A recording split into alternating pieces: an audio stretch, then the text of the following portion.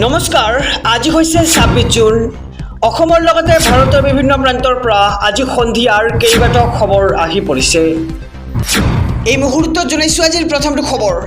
আপুনি ৰেচন কাৰ্ডখন এতিয়ালৈকে পোৱা নাই নেকি যদি পোৱা নাই তেন্তে আপোনাৰ বাবে এক ভাল খবৰ কিয়নো এইবাৰ ৫ লাখ লোকে নতুনকৈ লাভ কৰিব ৰেচন কাৰ্ড 180034536111 কল কৰক আৰু সংগ্ৰহ কৰক ৰেচন কাৰ্ড ৰাজ্যত নতুনকৈ ৫ লাখ হিতাধিকাৰীয়ে পাব ৰেচন কাৰ্ড এই মুহূৰ্তৰ খবৰ জনাই যাম আমাৰ সমুদ্ৰকক ৰেচন কাৰ্ড পাবলৈ কি নথিপত্ৰ লাগিব কেনেকৈ কৰিব লাগিব আবেদন এই মুহূৰ্তৰ খবৰ দৰ্শকৰ বাবে ৰেচন কাৰ্ড নথকা লাখ লাখ পৰিয়ালৰ বাবে আহি গ'ল ভাল খবৰ 180034536111 কল কৰক আৰু সংগ্ৰহ কৰক আপোনাৰ ৰেচন কাৰ্ড পুনৰ লাখ লাখ লোকক দিয়া হ'ব ৰেচন কাৰ্ড ৰাজ্যত নতুনকৈ ৫ লাখ হিতাধিকাৰীয়ে পাব ৰেচন কাৰ্ড আৰু ৰেচন কাৰ্ডৰ বাবে পুনৰ নতুনকৈ আবেদন কৰিব পাৰিব ৰাজ্যবাসীয়ে ৰেচন কাৰ্ড নথকা পৰিয়ালসমূহে আজিয়ে কৰক আবেদন ২৫ জুনৰ পৰা ১৪ জুলাই পৰ্যন্ত কৰিব পাৰিব আবেদন আৰু অসম চৰকাৰৰ খাদ্য আৰু গ্ৰাহক পৰিক্ৰমা বিভাগে মুকলি কৰিলে প্ৰপত্ৰ অৰ্থাৎ পৰ্টেল মুকলি কৰিছে pds.assam.gov.in পৰ্টেলত উপলব্ধ হ'ব প্ৰপত্ৰ আপুনি প্ৰপত্ৰ পূৰণ কৰি জমা দিয়ক তেন্তে লাভ কৰিব ৰেচন কাৰ্ড কিন্তু এই কাম আপুনি কেনেদৰে কৰিব আপুনি প্ৰথমে আপোনাৰ গাঁও পঞ্চায়তৰ সৈতে যোগাযোগ কৰক নহ'লে ৰেচন কাৰ্ডৰ দোকানীৰ সৈতে যোগাযোগ কৰক আপোনালোকে ৰেচন কাৰ্ড পাই যাব আৰু কোনে কোনে কৰিব পাৰিব আবেদন সেৱা জনাই যাম বাৰ্ষিক আয় ৪ লাখ টকাতকৈ কম হোৱা পৰিয়ালে লাভ কৰিব ৰেচন কাৰ্ড আৰু আবেদনৰ বাবে লাগিব মাত্ৰ ছবিধ নথিপত্ৰ কি নথিপত্ৰ লাগিব সবিশেষ জনাইছোঁ SB অসম মিডিয়াৰ সমুদৰ্শকক আধাৰ কাৰ্ড ভোটাৰ কাৰ্ড ঠিকনাৰ প্ৰমাণপত্ৰ পৰিয়ালৰ সকলো সদস্যৰ ফটো আৰু বেংক একাউণ্টৰ সবিশেষ জমা দিব লাগিব আবেদনকাৰীয়ে লগতে উল্লেখিত নথিৰে শুদ্ধকৈ পূৰণ কৰা প্ৰপত্ৰ চিট জমা দিব লাগিব পৰ্টেলত আৰু পুনৰ লাখ লাখ লোকক দিয়া হ'ব ৰেচন কাৰ্ড ৰাজ্যত নতুনকৈ ৫ লাখ হিতাধিকাৰীয়ে পাব ৰেচন কাৰ্ড এই মুহূৰ্তত জনাইছোঁ আজিৰ দ্বিতীয় নম্বৰ খবৰটো দুচকীয়া বাহনৰ চালকৰ বাবে আহি গ'ল ডাঙৰ খবৰ এতিয়াৰে পৰা ৰাষ্ট্ৰীয় ঘাইপথত দিব লাগিব টোল টেক্স এই মুহূৰ্তৰ খবৰ SB অসম মিডিয়াৰ সমুদৰ্শকৰ বাবে দুচকীয়া বাহনৰ চালকৰ বাবে আহি গ'ল ডাঙৰ খবৰ এতিয়াৰে পৰা ৰাষ্ট্ৰীয় ঘাইপথত দিব লাগিব টোল টেক্স আৰু ১৫ জুলাইৰ পৰা দুচকীয়া বাহনে দিব লাগিব টোল টেক্স আৰু ফাষ্টেগৰ জৰিয়তে বাধ্যতামূলক হ'ব ধন পৰিশোধ কৰাটো আৰু নিয়ম উলংঘা কৰিলে বিহা হ'ব অতিৰিক্ত জৰিমনা ২০০০ টকা পৰ্যন্ত জৰিমনা ভৰিব লাগিব নিয়ম উলংঘাকাৰীয়ে আৰু ভাৰতীয় ৰাষ্ট্ৰীয় ঘাইপথ প্ৰাধিকৰণে জাৰি কৰিলে এই নিৰ্দেশনা দুচকীয়া বাহনৰ চালকৰ বাবে আহি পৰিছে ডাঙৰ খবৰটো জনাইছোঁ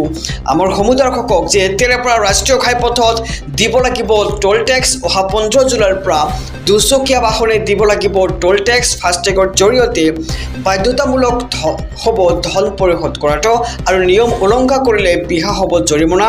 ২০০০ টকা পৰ্যন্ত জৰিমনা ভৰিব লাগিব নিয়ম উলংঘাকাৰীয়ে আহিছোঁ পৰৱৰ্তী খবৰৰ মাজলৈ ৰন্ধন গেছৰ চিলিণ্ডাৰত আপোনাৰ পৰা অতিৰিক্তকৈ ধন লৈছে নেকি প্ৰকাশ পালে ৰন্ধন গেছৰ নতুন মূল্যৰ তালিকা এই মুহূৰ্তৰ খবৰ দৰ্শকৰ বাবে ৰন্ধন গেছৰ চিলিণ্ডাৰত আপোনাৰ পৰা অতিৰিক্তকৈ ধন লৈছে নেকি আপুনি নাজানে নেকি আপোনাৰ জিলাখনত ৰন্ধন গেছৰ মূল্য কিমান তেন্তে চাওক আজিৰ এই খবৰ প্ৰকাশ পালে ৰন্ধন গেছৰ নতুন মূল্যৰ তালিকা চাই লওক কোন জিলাত কিমান দাম বজালীত ৮৯৫ টকা বাক্সাত ৯১০ টকা বৰপেটাত ৮৯৫ টকা লগতে বিশ্বনাথত ৯১৮ টকা ৫০ পইচা বঙাইগাঁৱত ৮৭৮ টকা লগতে কাছাৰত ৯৭৮ টকা ৫০ পইচা চৰাইদেউত ৮৬৮ টকা ৫০ পইচা লগতে চিৰাঙত ৮৭৮ টকা দৰঙত ৯১০ টকা আৰু ধেমাজিত ৯১৮ টকা ৫০ পইচা আৰু ধুবুৰীত ৯০৩ টকা ৫০ পইচা ডিব্ৰুগড়ত ৮৫২ টকা ডিমা হাছাওত ১০১১ টকা ৫০ পইচা আৰু গোৱালপাৰাত ৮৮৬.৫০ আহিছোঁ আন এক খবৰৰ মাজলৈ অবৈধ স্বামী বিচাৰি আজি চলিছে মাৰাথন অভিযান হাতত তালিকা লৈ সাজু হৈছে অসম আৰক্ষী গাড়ীয়ে নামি পৰিছে আৰক্ষী আৰু অবৈধ স্বামী বিচাৰি আজি চলিছে মাৰাথন অভিযান হাতত তালিকা লৈ সাজু হৈছে এবাৰ অসম আৰক্ষী গাড়ীয়ে নামি পৰিছে এতিয়া গাঁৱে ভূঞে অসম আৰক্ষীৰ দল আৰক্ষীৰ সহায়ৰ বাবে আহি গ'ল